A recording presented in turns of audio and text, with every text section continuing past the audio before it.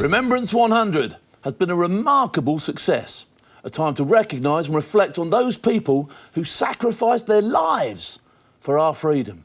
The men and women from every corner of our fine country whose grit and determination defended our democracy and rights. A reason for anyone with a shred of respect for our outstanding nation to feel proud. To the people suggesting that this year is a moment for a final commemoration, I say, this should be the benchmark for remembrance, the foundation for restoring pride, respect and dignity back into our failing society. We're living in a time when our kids are struggling for proper role models and teachers want to abandon anything that mentions conflict. Remembrance 100 showcased the real heroes of society, and it reminds us that there's never been peace unless it was fought for. Why should we remember? We remember those heroes that came home and can't ever forget.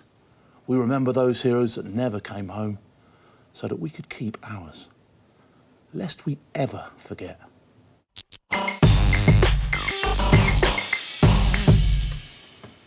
Phil, your sentiments are stirring and moving, and I hope viewers haven't adjusted your set because I see you've still got your Remembrance poppy. Absolutely, every day of the year I remember. Do you?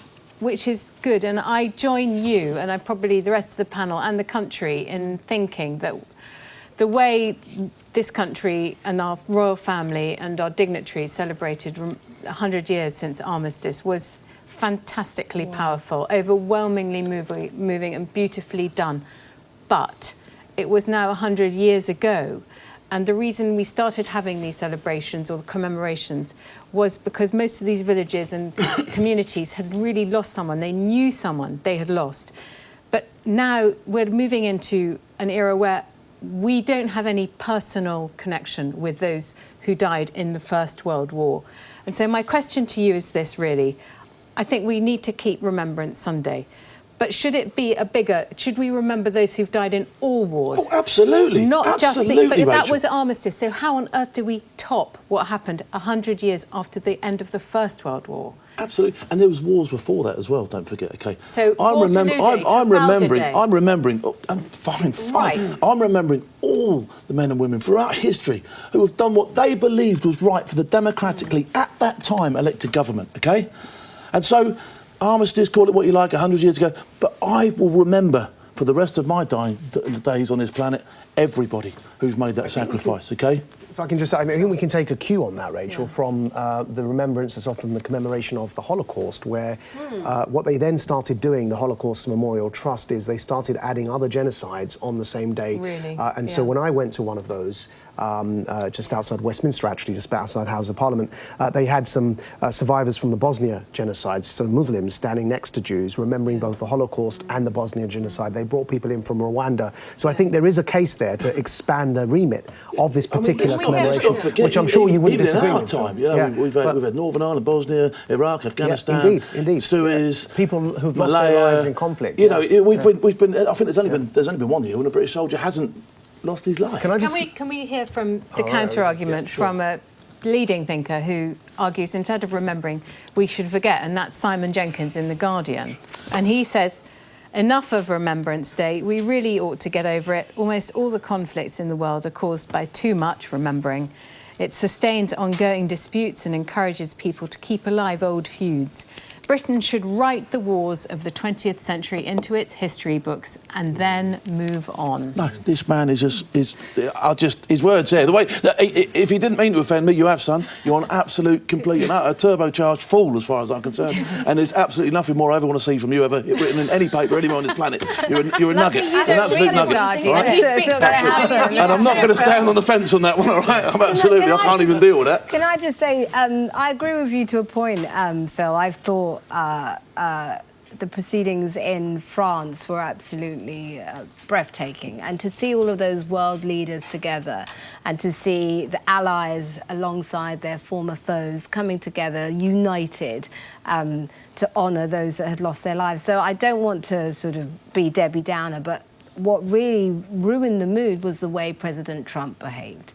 and the fact that he didn't go and visit the American soldiers. And I think with what you're saying, if our leaders aren't actually celebrating and honouring those that have died in the way that you're talking, it's hard to then get the whole nation behind it. It's interesting that Simon Jenkins from The Guardian would be on Trump's side of that debate then, wouldn't he? He would, yeah. Very absolutely. interesting. Can I just quickly go to the United... So this is a German ambassador. What he says is the memory of the First World War is fast receding into history. People are forgetting how terrible it was. We have a responsibility not to take peace lightly, or it can be taken for granted. It's precious and can be lost. And I think here, in response to Simon Jenkins' quote, I think the point is not so much that people are no longer alive that participated in the Great War, but that actually it was such a terrible and tragic war to have embarked upon, and the cost was so high that we do need to remember that too. Right, so that war takes its toll on society. The point about it's supposed to be the war that ended all wars, and yet it didn't. Before I come in, can I just... We look at the head of the Armed Forces engagement at the Royal British Legion, see what he says, and then I'll give you my view. I think the First World War is indelibly marked on our national conscience, so I think that it will always be alive in our monuments, in our history and in the fabric of our very nation. But I think what we need to do moving on is to start really focusing on making remembrance relevant to all generations and to all audiences. Yeah, and I agree with him.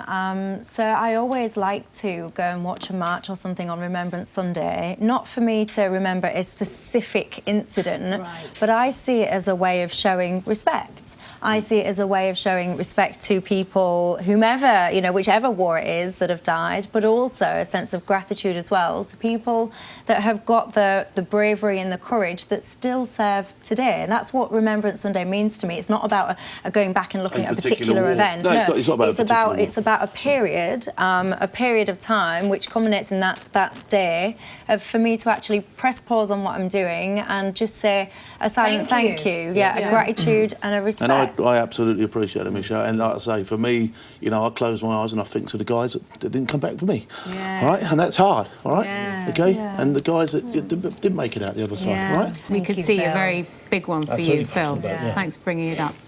Now, that's nearly it for this week, but before we go, there's just time for this. Whether it's introducing yourself to a colleague's dad only to find out he's her husband, or congratulating a friend of a friend on her pregnancy when she's really just carrying an extra bit of timber.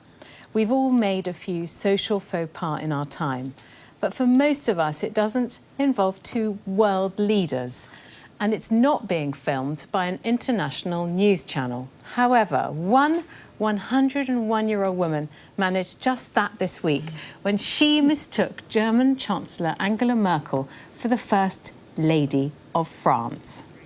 12 November 1917. Ich bin die Kanzlerin von Deutschland. Oh, mais c'est pas possible. Mais c'est un anniversaire extraordinaire, ça. C'est leur birthday. Elle va avoir 101 ans 101 ans après-demain, oui. Après il ne faut pas me faire pleurer. Chancelier Allemagne. Regardez, regardez. Regardez la photo. Regardez les photographes. C'est fantastique. Oh, and that's why she's our straight talker of the week.